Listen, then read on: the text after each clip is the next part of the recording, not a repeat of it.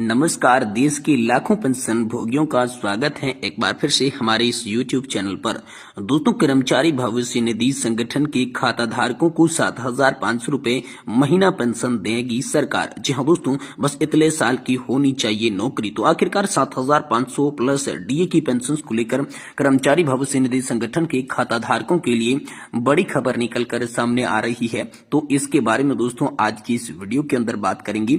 वहीं आप सभी के लिए बात करने वाले हैं यहाँ पर जो है ईपीएस 95 हायर पेंशन को लेकर बड़ी खबर आ रही है। केंद्रीय छह मंत्री ने दिए हैं दिशा निर्देश। जी हाँ दोस्तों, ईपीएस 95 हायर को पेंशन को लेकर केंद्रीय छह मंत्री ने आप सभी के लिए बड़े दिशा निर्देश दिए हैं। तो इसके बारे में भी आज की इस वीडियो के अंदर बात करेंगे। साथ ही बात करेंगे ईपीएस 95 पेंशन में कर्मचारियों के योगदान को लेकर की गई है बड़ी मांग, सरकार योगदान को करे 2%। जी हाँ दोस्तों, सरकार के ईपीएस पेंशन फंड के अंदर योगदान बढ़ाने को लेकर आप सभी के लिए बड़ी खबर सामने आई है। और साथ ही साथ बात करेंगे 8वें वेतन आयोग को लेकर बड़ी खबर है। फिटमैन फैक्ट का इतना होगा इजाफा, इतनी होगी आपकी सैलरी और पेंशन, साथ ही लाखों का होगा आप सभी को फायदा। तो आखिरकार फिटमैन फैक्ट बढ़ेगा, सैलरी और पेंशन किस तरीके से बढ़ेगी, कितने लाखों का कैसे नुकसान होगा, कैसे फायदा होगा, 8वें वेतन आयोग को लेकर क्या बड़ी खबर आ रही है, इसके बारे में भी दोस्तों आज की इस वीडियो के अंदर बात करेंगे। इसलिए आप सभी पेंशन धारकों से निवेदन करते हैं कि दोस्तों आज की इस वीडियो को आप लास्ट तक देखिएगा और साथ ही चैनल पर नए हैं तो दोस्तों चैनल को भी सब्सक्राइब जरूर कर दीजिएगा। तो चलिए दोस्तों, बिना किसी देरी के संपूर्ण खबरों को विस्तार से आज की इस वीडियो के अंदर जान लेते हैं। जी हाँ, तो दोस्तों पहली बड़ी खबर की बात करें तो ईपीएफओ खाता धारकों को 7,500 रुपए महीना पेंशन देगी सरकार, इतने साल की होनी चाहिए नौकरी।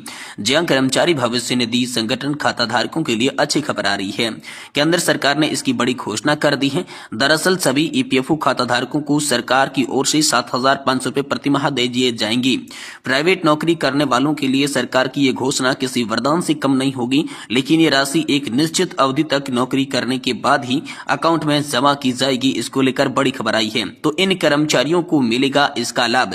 जी दोस्तों, कर्मचारी भविष्य निधि संगठन की ओर से जिन कर्मचारियों के अकाउंट में 7,500 रुपए प्रति माह जमा किए जाएंगे, उनकी कम से कम 23 साल की नौकरी होनी चाहिए।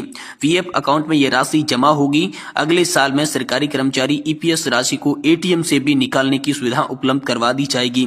ऐसे में इस राशि को पेंशन की राशि के रूप में कर्मचारी के अकाउंट में जमा कर दिया जाएगा। तो ये बेहद ही बड़ी अपडेट आप सभी के लिए हाल फिलहाल की निकल कर सामने आ चुकी है कि अब केंद्र सरकार आप सभी को 7,500 प्लस डीए की पेंशन देगी, लेकिन इसके लिए शर्त है कि कम से कम आपकी जो एज सर्विस है 23 साल तक का कंट्रीब्यूशन किया हुआ बेहद जरूरी है।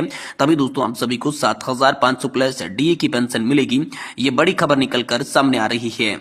वहीं दोस्तों आप सभी के लिए बिग ब्रेकिंग न्यूज निकल कर आ रही है। ईपीएस 95 हायर पेंशन को लेकर बड़ी खबर आई है।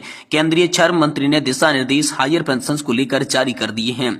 जी दोस्तों, विशाखापट्टनम के पेंशनर्स ने क्षेत्रीय भविष्य निधि आयुक्त श्री पवन कुमार जस्टिस से मुलाकात की। लंबित हायर पेंशन आदेश को तत्काल जारी करने की अपील की। ये मांग 14 महीनों की देरी के कारण बढ़ती असंतोष और आर्थिक कठिनाइयों को बीच की गई। तो दोस्तों आप सभी के लिए बड़ी खबर आ रही है। पेंशनर्स ने शिकायत की है कि 14 महीनों से हायर पेंशन आंदोलन लंबित है, जबकि संबंधित योगदान पहले ही जमा किया जा चुका है। तो इस पर सुप्रीम कोर्ट का निर्णय क्या है? सुप्रीम कोर्ट ने पेंशनर्स की पक्ष में निर्णय दिया था, जिसमें निर्देश दिया गया था कि पेंशन वास्तविक वेतन के आधार पर तय की जाए। इस प्रक्रिया के तहत पेंशनर्स को अपनी सेवा अवधि के लिए बकाया योगदान भी जमा करना होगा। सितंबर 2023 में स्थानीय पीएफ कार्यालय ने लगभग 2500 पेंशनर्स को बकाया योगदान करने का नोटिस दिया। इसके परिणाम 400 करोड़ रुपए से अधिक की स्थानीय पीएफ कार्यालय में राशि जमा की गई, लेकिन योगदान जमा होने के बाद 2 से 3 महीने जारी होने वाली पेंशन अभी तक जारी नहीं हो पाई है। तो पेंशनर्स की चिंताएं और प्रगति को लेकर बड़ी खबर आ रही है। वरिष्ठ कार्यकारी वी श्रीनिवास मूर्ति ने कहा है कि योगदान प्राप्त होने के बावजूद प्रक्रिया में कोई प्रगति नहीं हुई है। यह पेंशनर्स के साथ अनुचित व्यवहार को दर्शाता है। वहीं केंद्रीय छह मंत्री का बड़ा निर्देश आया है। 30 नवंबर 2024 को केंद्रीय न्यासी बोर्ड की बैठक में केंद्रीय छह मंत्री ने निर्देश दिया था कि बकाया भुगतान करने वाले पेंशनर्स की मामले को प्राथमिकता के आधार पर हल किया जाएगा। तो दोस्तों देशव्यापी असंतोष यहाँ पर फैल चुका है। इस देरी से देने यहाँ पर पेंशनर्स पेंशनर्स के बीच नाराजगी पैदा हो गई है। राष्ट्रीय सेवानिवृत्ति महासंघ ने इस मुद्दे को लेकर 18 दिसंबर 2024 को दिल्ली के जंतर मंतर पर धरना प्रदर्शन आयोजित करने की मांग की है। वहीं विशाखापट्टनम स्टील पेंशनर्स की आगामी योजना के बारे में भी दोस्तों आप सभी के लिए यहाँ पर जो है बड़ा अपडेट आया है। जी दोस्तों, मेमोरेंडम प्रस्तुत करने को लेकर पेंशनर्स ने उच्च अधिकारियों को ज्ञापन देने की योजना बनाई ताकि उनकी मांगों को सीधे उठाया जा सके। यदि आदेश जारी नहीं होती हैं तो पेंशनर्स बड़े पैमाने पर विरोध प्रदर्शन करने की भी चेतावनी दे चुके हैं। पेंशनर्स ने कहा है कि अगर प्रशासन उनकी समस्याओं का हल नहीं किया तो वे न्यायालय का भी सहारा ले सकती हैं। यानी कुल मिलाकर विशाखापट्टनम स्टील पेंशनर्स संघर्ष ने उनके अधिकारों और वित्तीय सुरक्षाओं की दिशा में एक महत्वपूर्ण कदम है। हायर पेंशन जारी करने में देरी, सुप्रीम कोर्ट के आदेश का उल्लंघन और ये प्रशासनिक प्रक्रियाओं में सुधार की आवश्यकता को यहाँ पर उजागर किया गया। केंद्रीय श्रम मंत्रालय और ईपीएफओ को इस मामले पर त्वरित गति से कार्रवाई करनी चाहिए ताकि पेंशनर्स की उनकी बकाया पेंशन समय पर मिले और उनका सम्मानजनक जीवन जीना सुनिश्चित हो सके। ये बड़ी खबर दोस्तों आप सभी के लिए हाल फिलहाल में निकल कर सामने आ रही है। वहीं दोस्तों आप सभी के लिए अगली बड़ी खबर की बात करें तो ईपीएस 95 पेंशन में कर्मचारियों ने योगदान को लेकर की है बड़ी मांग। सरकार योगदान करे 2%। जी हाँ दोस्तों, यहाँ पर आप सभी के लिए बड़ी खबर आई है। कर्मचारी पेंशन योजना 1995 न्यूनतम पेंशन पर सियासी बयानबाजी भी तेज हो गई है। कोई पीएम मोदी, भाजपा और मंत्रियों को कटघरे में खड़ा कर रहा है तो कोई कांग्रेस और कांग्रेस शासनकाल का तंज कस रहा है।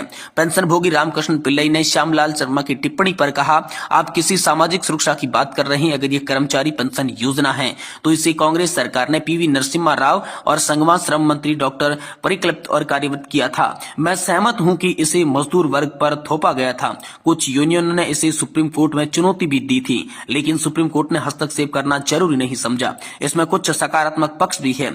ज्यादातर कर्मचारी रिटायर्ड होने पर अपनी कर्मचारी पेंशन योजना की राशि घर बनाती हैं, बच्चों की शिक्षा, बच्चों की शादी या बच्चों के बांटने में अधिक खर्च करती हैं और अपने जीवन के अंतिम समय में पैसे से वंचित हो जाती हैं। इसलिए कर्मचारी पेंशन योजना रिटायर्ड होने वाले व्यक्ति और उनके आश्रितों को एक स्थिर आय सुनिश्चित करवाता है।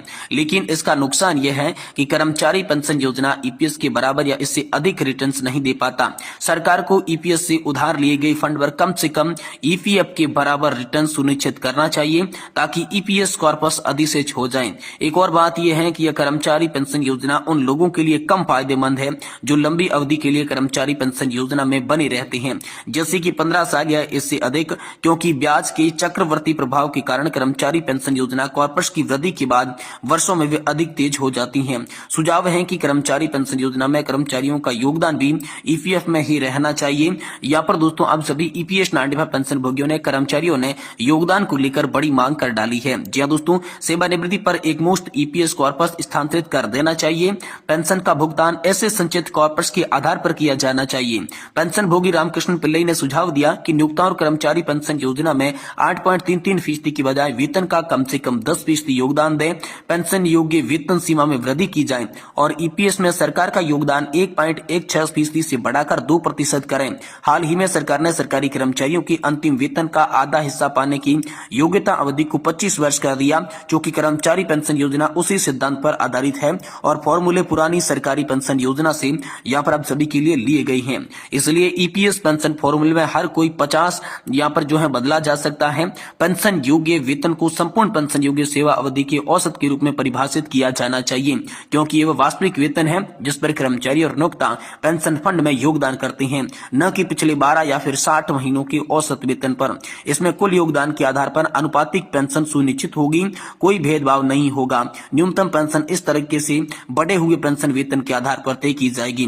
पेंशन योग्य वेतन गुणा 10 वर्ष भाग 70 और उसके बराबर आप सभी के लिए पेंशन आएगी, तो किसी भी प्रकार का कोई भी भेदभाव नहीं होगा। ये तमाम तरीके के फॉर्मूले को लेकर बदलाव के साथ साथ सरकार के योगदान को 1.16% से बढ़ाकर 2% करने की मांग यहाँ पर कर्मचारी पेंशनधारक लगातार कर रहे हैं।